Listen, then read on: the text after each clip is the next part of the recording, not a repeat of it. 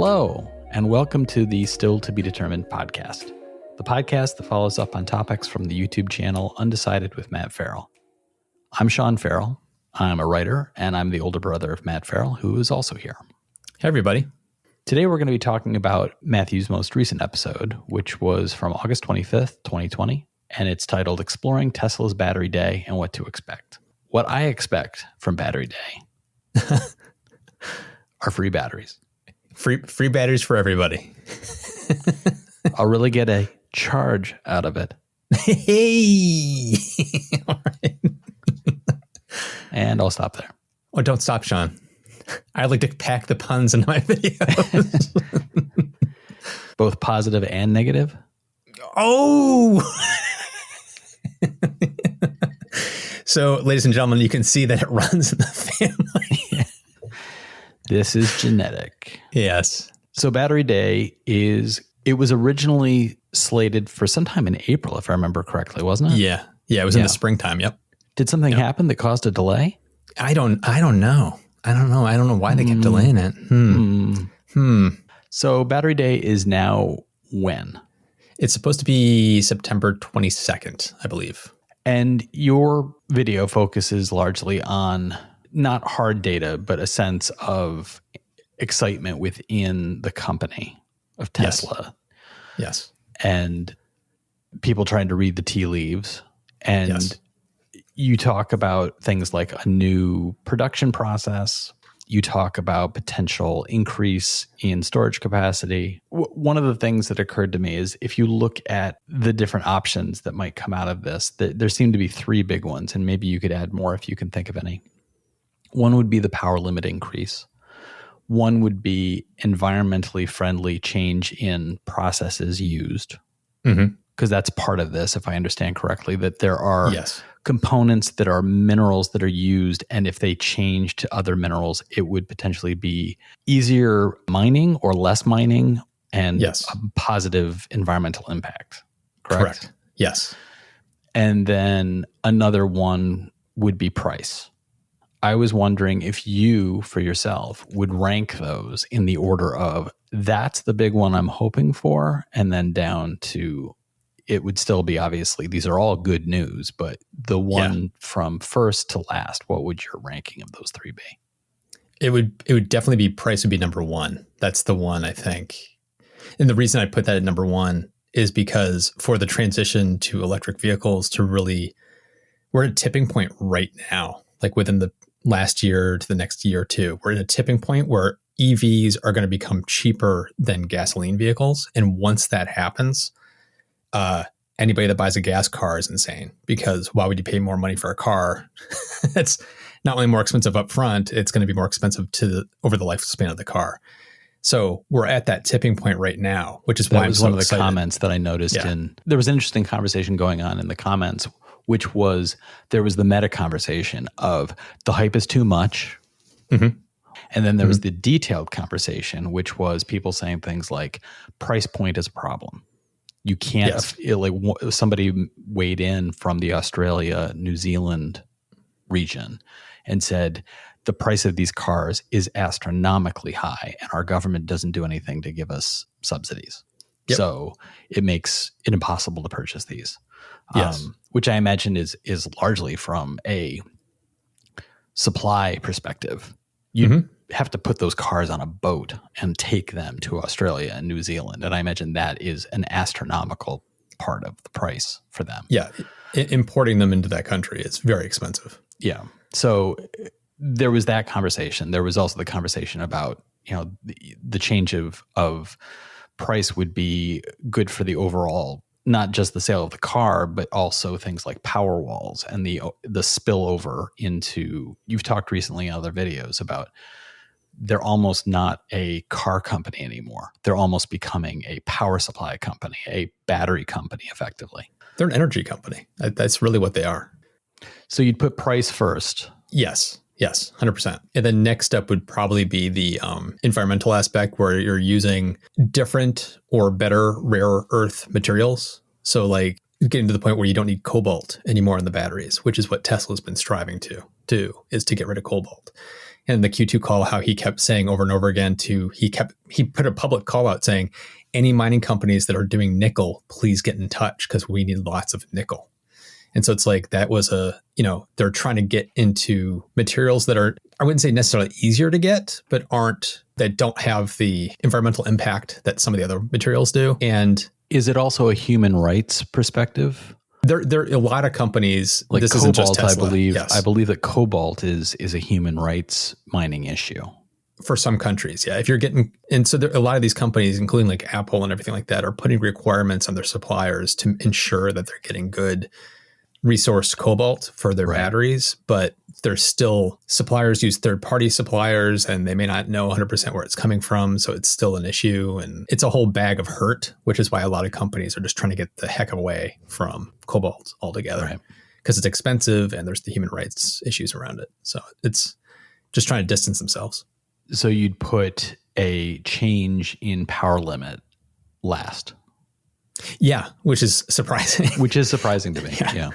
That is important. And that's the thing that in my video I hope came across, which was a lot. I think some of the comments about the hype is too much or we'll get there, but get your expectations in check. That's kind of where I fall because there are people that have been saying, ooh, we think Tesla is going to come out with a solid state battery at Battery Day. It's going to kind of destroy everything. And it's like, no. They're not going to be doing that. You need to get your expectations in check. They're not going to come out with a 500 kilowatt, 500 watts per kilogram, crazy high specific energy battery. That's not going to happen on day one.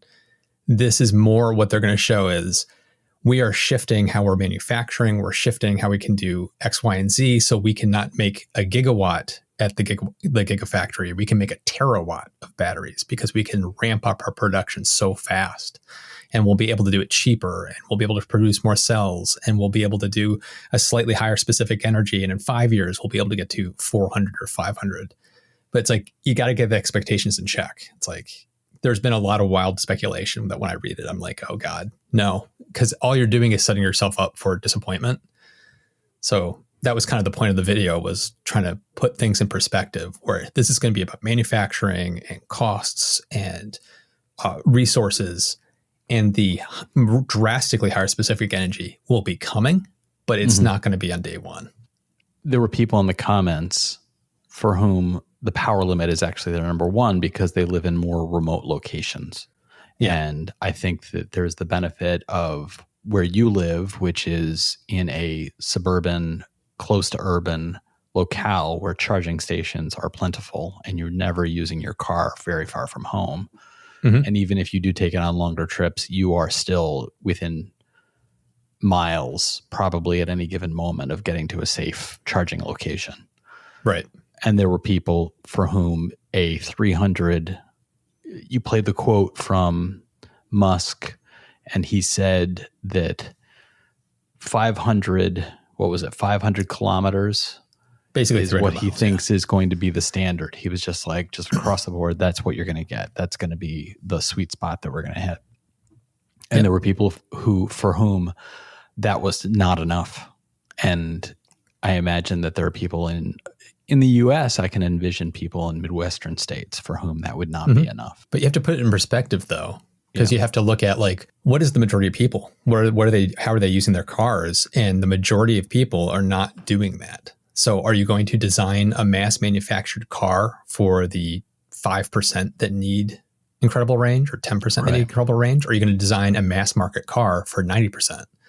And that's what you're going to do, which is what he was talking about. And I mentioned in the video, it's like, it doesn't mean that they're not going to offer 500-600 mile range cars, but you'll have to pay for it because those will be the higher end models that you'll have to shell out for. Because if you are somebody that needs that, you're going to have to pay for it because you are not the mass market. That also goes hand in hand with what you were saying before, which was your goal is not to change the industry so your battery has a higher power output if your production is not able to meet the demand. Exactly. 100%. And you meet demand first and hit capacity on demand before you try to increase what you're offering. Yeah. They're trying to make 1 million cars a year, 2 million cars a year eventually. It's like more power walls. To do that, you need to make those cells go further, not the other way around. It's not that you need a power wall that can last for 3 days, not that you need a car to go 600 miles. You need more 300-mile cars. You need more 1-day power walls. That's the math they're playing here, because there's limited resources and they're trying to reach as many people as they possibly can with a product that matters. And when you look at like Apple, when they release a new iPhone every year, the internals get slightly better and the cost doesn't change. Do you know what I mean? So it's like there's always kind of a baseline across products where they always come with 16 gigs of RAM in their laptops. And it's like you kind of expect 16 gigs of RAM in the laptop. And it's like just because the RAM prices may drop, or they may have higher models that offer 64, 128, the vast majority of people are going to be just fine with 16. So that's the base level. And that's kind of like what they're doing here. There's going to be a base level expectation of how far a car should go. It doesn't matter what the underlying technology actually is. And that's the thing we need to remember. Yeah. And that also is an interesting analogy, because you just mentioned iPhones and laptops.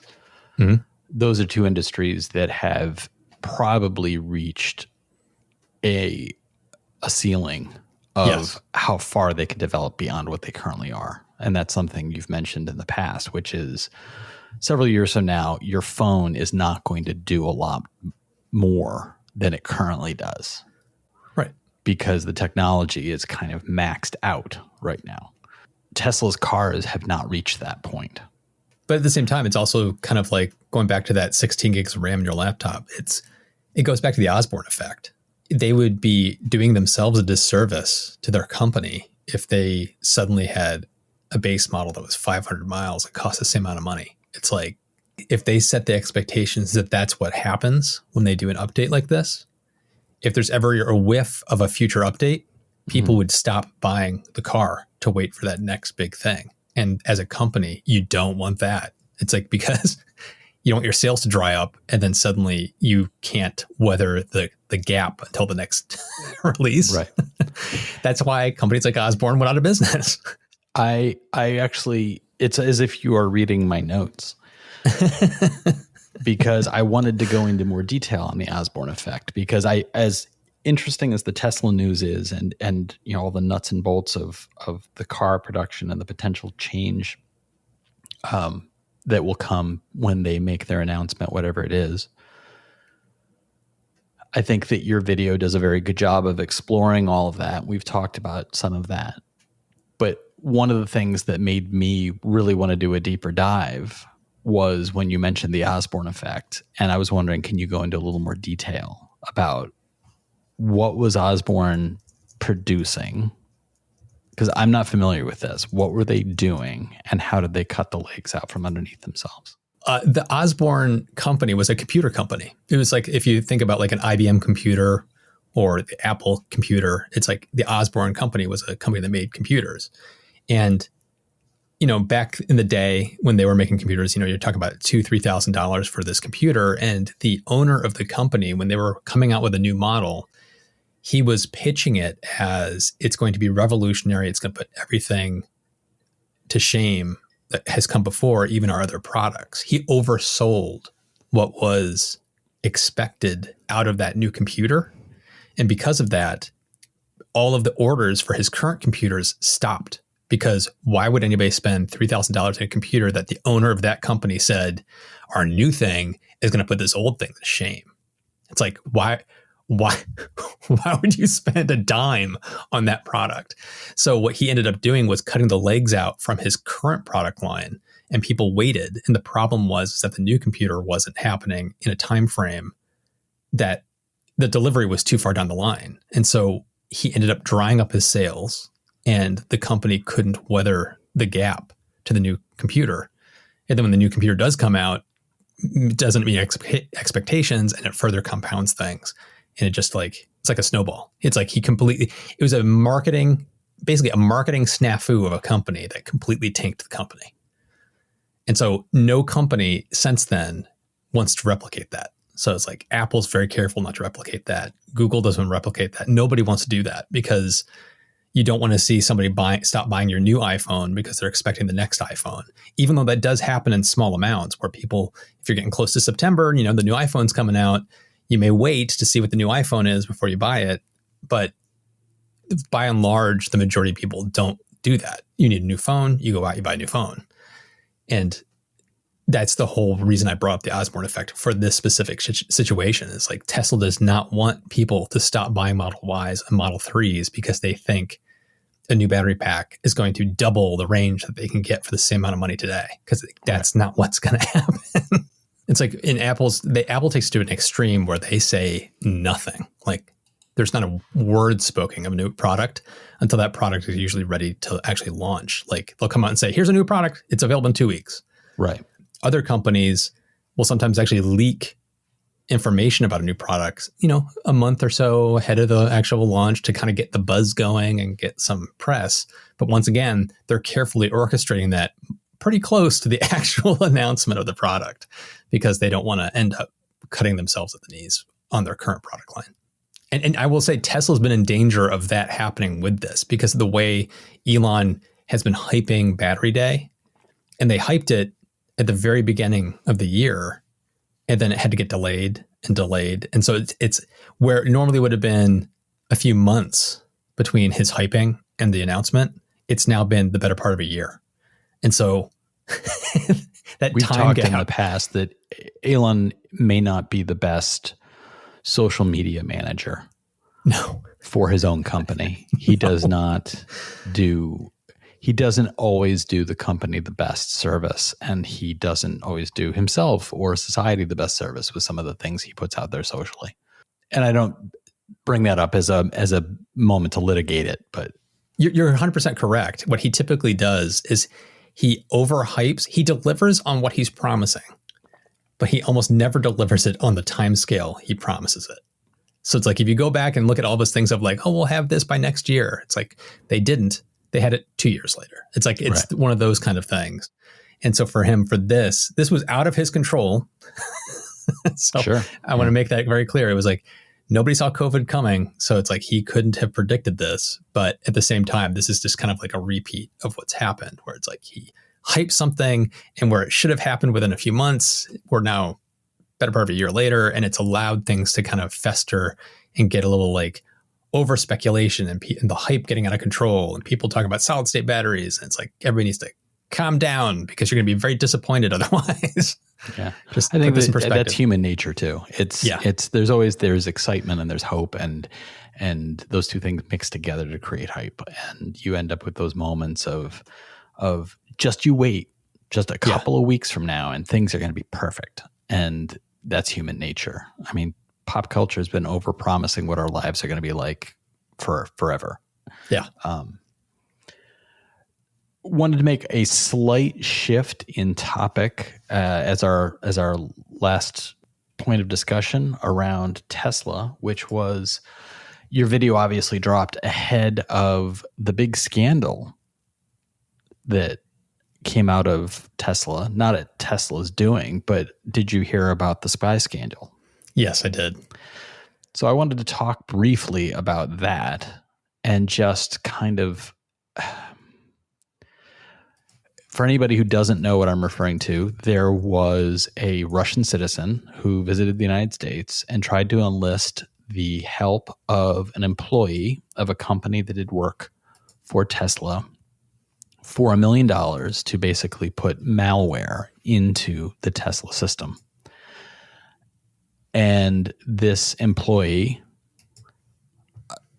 hats off to him for having listening to the angels. Yeah, listening to the angel on his shoulder. Went to his employers, and then they contacted the FBI and then worked with the FBI in getting a case against this Russian national. And we will make no speculation as to where the money and the interest in doing this comes from, as far as, going deeper into somebody behind the Russian national. But ultimately, the concern is, as somebody quickly pointed out, this is in an era when we are looking at vehicles doing more and more on their own. The idea that malware would be introduced into those vehicles, be they cars or planes or whatever, if a vehicle is in charge of maybe driving itself, the idea of malware being introduced into those things is somewhat terrifying. So I just wanted to bring this up to get your thoughts about I don't know that you and I have anything to offer to the story other than just a reaction, but I was interested in your reaction to that story. It's terrifying, but this is something that every technology company is having to deal with. It's not just Tesla. It's Apple, Google, Amazon. Fill in the company name here. This is this current state of the world that they have to watch out for this kind of thing. And this was about ransomware. This was about installing something on the Tesla system to steal private data and hold it ransom for gobs of money. That's what this was. It wasn't about suddenly your car is going to drive itself off the side of the road. So it's scary in the sense of private data theft in ransom, and that Tesla could have been crippled and horribly damaged through this. But it's not terrifying in the sense I would worry my car would suddenly drive out of my garage on its own and go somewhere. So it's two different things. But I think a lot of people kind of conflate the whole thing of once the car is hacked or the company is hacked, they can do whatever they want, and they can't. But it could have been a horrific event if this had played out. Yeah. And again, you just have to think that the person who was directly contacted with this and did the right thing, thank goodness that was the way they went.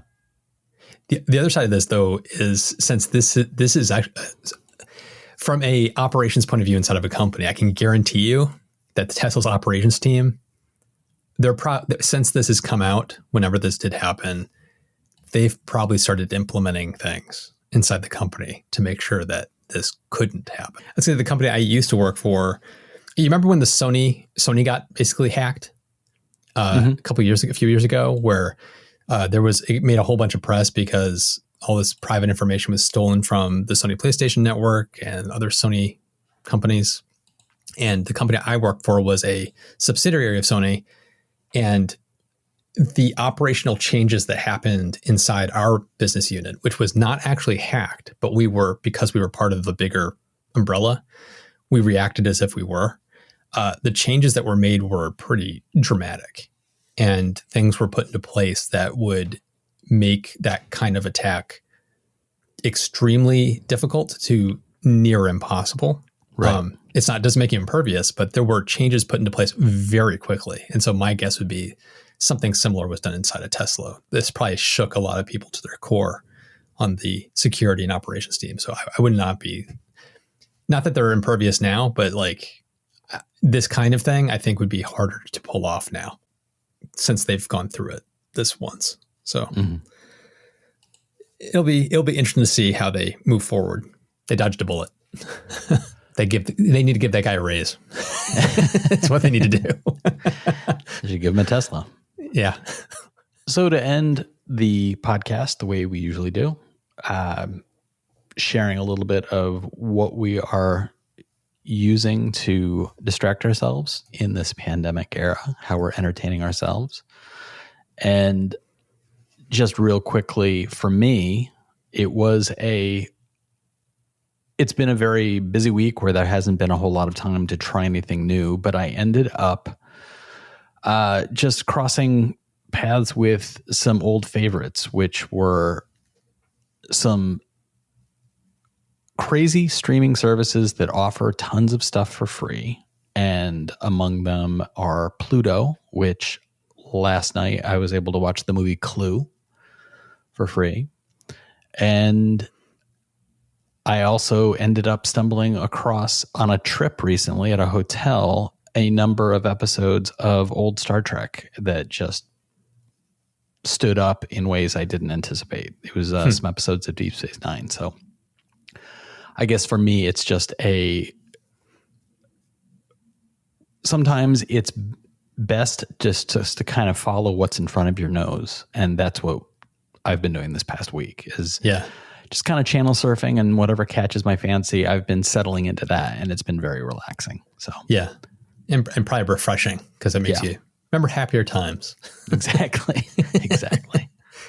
Yeah. To build on to that, a couple of nights ago, it was like, with all the stuff that's going on in the world right now, I was like, I got to watch something that's going to make me feel good about humanity. And there's a new documentary that just came out on Netflix. It's really short. It's only 40 minutes. Strongly recommend watching it. It's called The Speedcubers. And it's about what you probably think. It's Rubik's Cube. People who do the solving of Rubik's Cubes, like they'll solve a Rubik's Cube in like 7 seconds. Right. There's actual world competitions and things like that happen. I actually worked with a guy that actually did enter competitions like that, and it was frightening to watch Brian do these. we had Rubik's Cubes just on top of our desks, and we'd mix it up and hand it to him, and his hands would just be this blur of, and like 7 seconds later he'd go done and toss it down. But this documentary is, not only is it just a weird esoteric niche of the world you probably didn't know existed, it is the most heartwarming story because it's about the two best speedcubers in the world and how they've become very close friends. And one of them is Australian and the other one is American. His name is Max Park, and he's autistic. And the relationship between these two, how Max looks up to Felix, who's the guy from Australia, and how Felix has kind of taken Max under his wing, and they become very kind of close, and how they compete against each other, but they care for each other very deeply. It's one of those, it may tug at your heartstrings a little bit by the end in a way that you don't expect. So it made me feel good about the world and humanity to watch this little 40-minute documentary on Netflix. So I would recommend checking it out. So let us know what you think, and let us know what you guys are doing for pandemic stress relief. You can reach out to us at StillTBDFM on Twitter. You can reach out to me at @BySeanFarrell or at Matt Farrell for Matt. He's also available at UndecidedMF. Please be sure to watch the latest videos from Undecided with Matt Farrell on YouTube, and you can find the podcast at stilltbd.fm. It's also available to subscribe to through iTunes, Spotify, Stitcher, or anywhere else that podcasts are found. Please be sure to give us a rating or review and share us with your friends, because it really helps the podcast. The podcast helps the channel helps Matthew, and then Matthew, of course, helps me. Thanks so much for listening, everybody. We'll talk to you next time.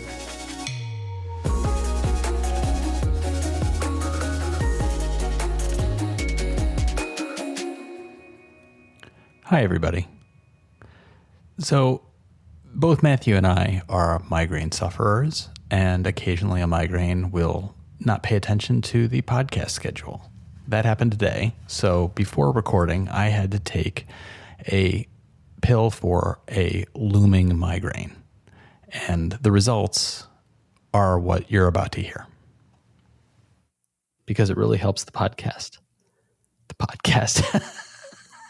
You okay? Yeah.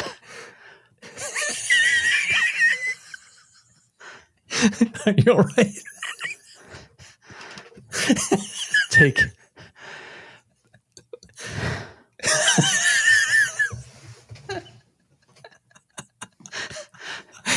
I'm not sure what happened, but I need it's so funny. I need you to It's so not funny. talk. I need you to move away from your mic for just 10 seconds so I can finish the sentence. Okay.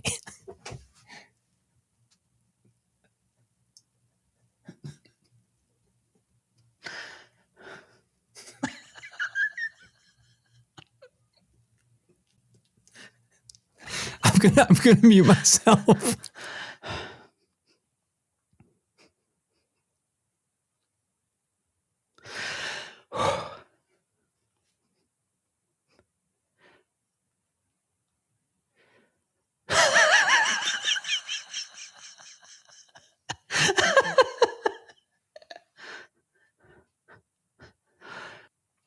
Okay, what happened? I have this all written down as bullet points. And it's 6 bullet points total. And between the 5th and the 6th, the final bullet point where I go into that final sentence, I literally thought, well, I think the pill's kicking in.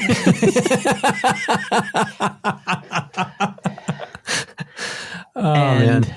It was simultaneously I'm feeling a little weird and trying to still do that. And in between that, it was this self-awareness that just struck me as being very funny. And then, of course, also once I started to giggle, the way the pill's making me feel, the giggles just went off on their own. It was funny from my point of view because it was just like a mid-sentence. So you just lost it.